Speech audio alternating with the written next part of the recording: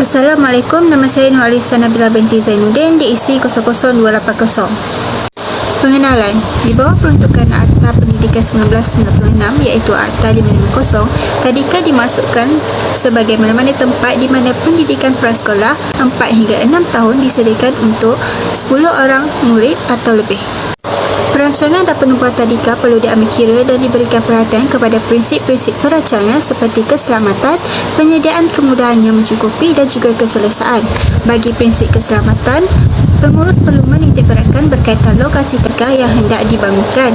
Contohnya, lokasi tadika yang tidak terletak di kawasan yang berisiko seperti bencana, kemalangan dan juga pencemaran. Selain itu, pembangunan tadika tidak dibenarkan di lokasi yang menyukarkan usaha menyelamat sekiranya berlaku kebakaran dan hal-hal kecemasan yang lain.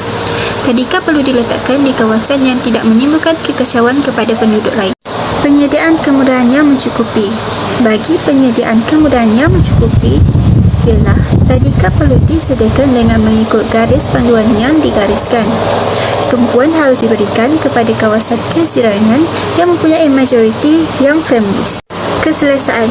Dari segi keselesaan pula, susun atur dan reka bentuk tadika perlu mengutamakan keselesaan kanak-kanak dan persekitaran reka bentuk yang perlu terbuka bagi menggalakkan kanak-kanak bergerak bebas. Aspek kepatuhan fizikal premis. Gambar di atas menunjukkan kawasan persekitaran tadika yang mengikut syarat pematuhan kerana mempunyai kawasan persekitaran yang luas dan lapang untuk kanak-kanak membuat aktiviti dan boleh bergerak bebas. Gambar di atas menunjukkan persekitaran dalam tadika yang mematuhi syarat penubuhan kerana keluasan kelas yang agak luas dan tidak sesak untuk kanak-kanak belajar. Gambar di atas menunjukkan tingkap yang ditutup penuh dengan grill kerana dapat mengurangkan risiko kecederaan kepada kanak-kanak. Aspek ketidakpatuhan fizikal premis.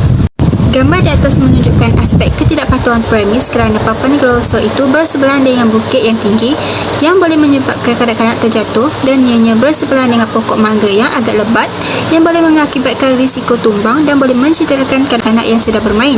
Papan glosor tersebut juga kelihatan tidak kukuh dan berkarat.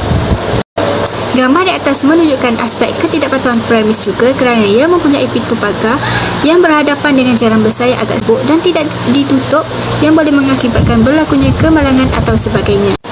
Gambar di atas menunjukkan aspek ketidakpatuhan premis kerana longkang yang tidak ditutup penuh yang boleh mendatangkan risiko kecederaan terhadap kanak-kanak yang sedang lalu.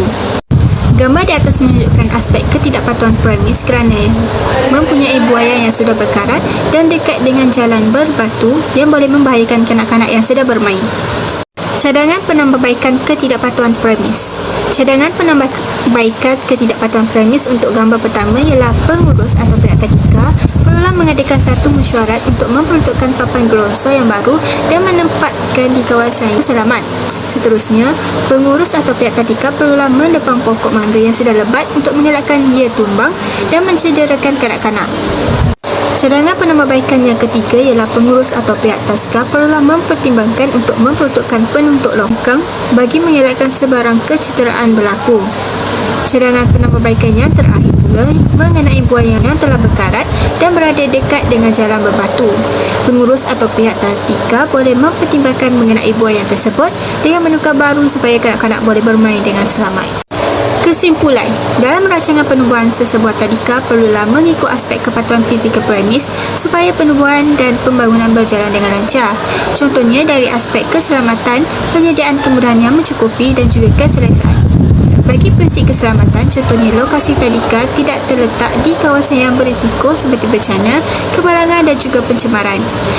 Bagi penyediaan kemudahan yang mencukupi pula ialah tadika perlu disediakan dengan mencukupi mengikut garis panduan yang digariskan dan berada di kawasan yang mempunyai majoriti yang feminis. Dari segi keselesaan pula, susun atur dan reka bentuk tadika yang mengutamakan keselesaan kanak-kanak dan persekitaran reka bentuk perlu terbuka bagi menggalakkan kanak-kanak bergerak bebas. Selain itu, pengurus atau pihak tadika perlulah membuat pemeriksaan sebanyak sebulan 2 kali supaya tadika sentiasa mengikut aspek kepatuhan fizikal premis.